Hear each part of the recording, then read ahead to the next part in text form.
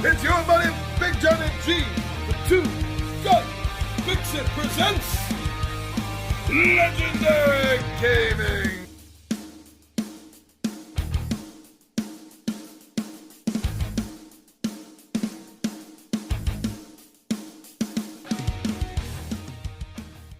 Hey, welcome back to another Midday Monologue Monday. Thank you so much for spending your time here with us.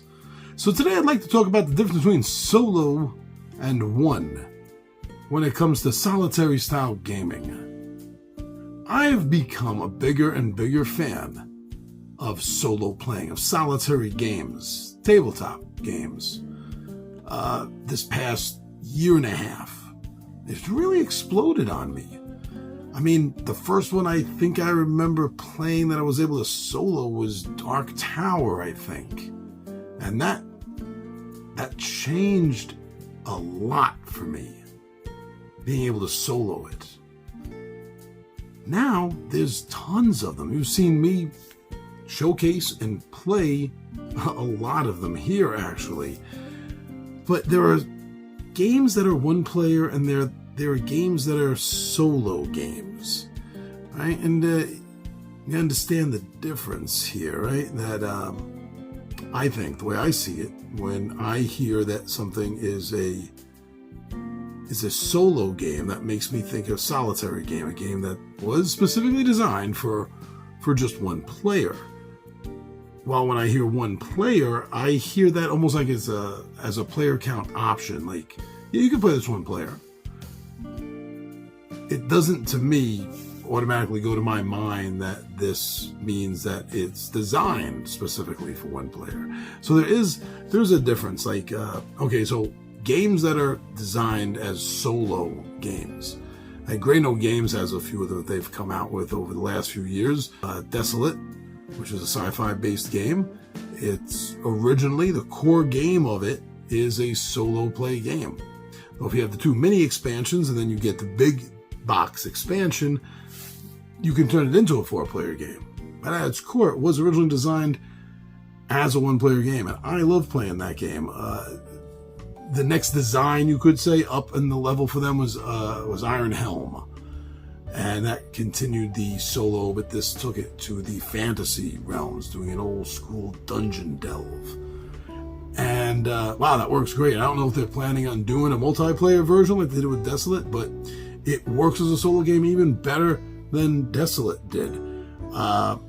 Friday is another example of this, because that's a game that was designed and can only be played really by one player. I mean, I guess you could play two players if you're just sitting there and you're being cooperative with each other and helping each other make decisions.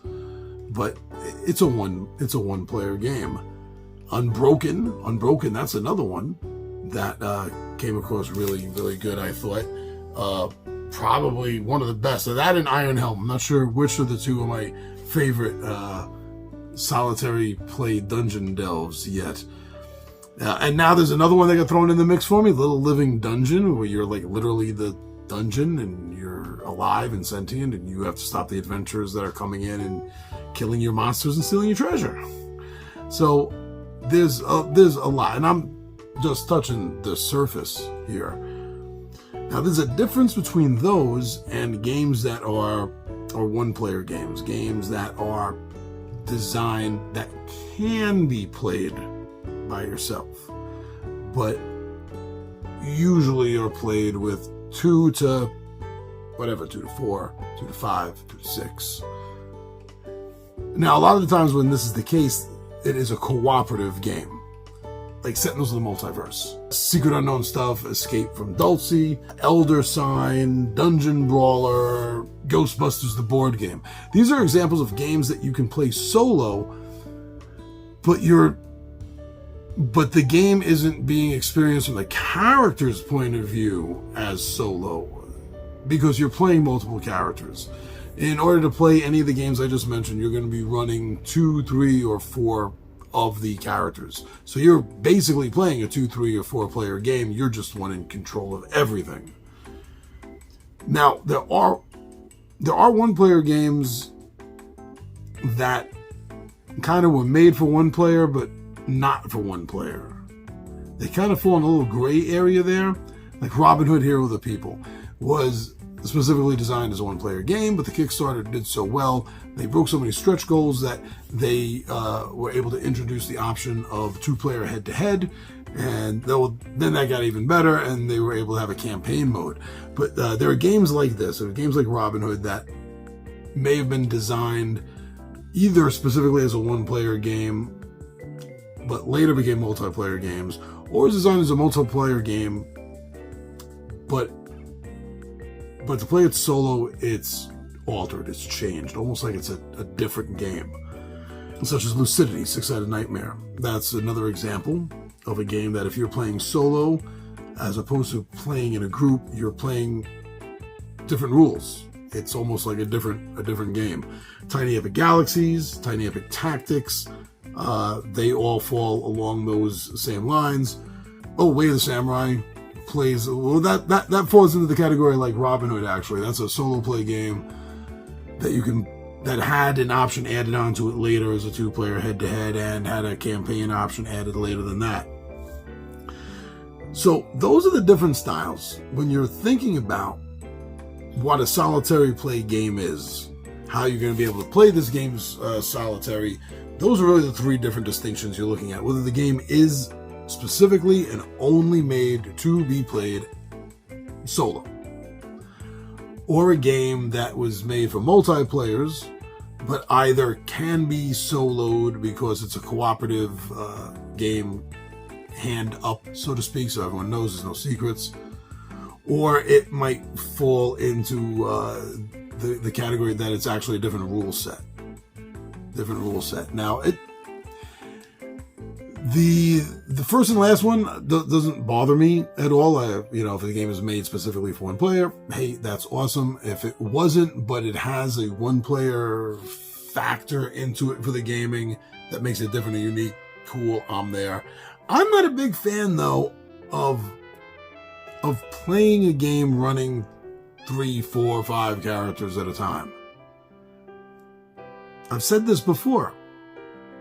I can do it. I have done it. But it's not relaxing for me. And then a lot of times I film the games, as you know. So on top of that, not only do I got to worry about 3, 4, 5 of these little jerks here that I got to be in control of, but then I have to be in control of the camera and the shoot and everything. And it just gets too much. So although I would love to play more Sentinels of the Multiverse or Secret Unknown stuff, Escape from Dulcie, I'd love to play more of them, especially the one player. This is what I'm talking about. I'd like to play the more one player because they have that option. Fallen Land, that's another great one that can be played solo. Actually, when that's an interesting game, because when that's played solo, it doesn't play differently at all. It's the simple fact that everyone around the table who's playing the game is playing a team of 5. But it's different. It's not like playing five characters from Sentinels of the Multiverse. It's run a lot smoothly. I really enjoy the way they run it. But, a lot of times, if you got to play the multiplayer games that you got to control, I'd rather pass and wait till the gang is here to play Sentinels of the Multiverse or Secret Unknown Stuff or Elder Sign. But, so that's my take on one-player games versus solo games versus solitary games.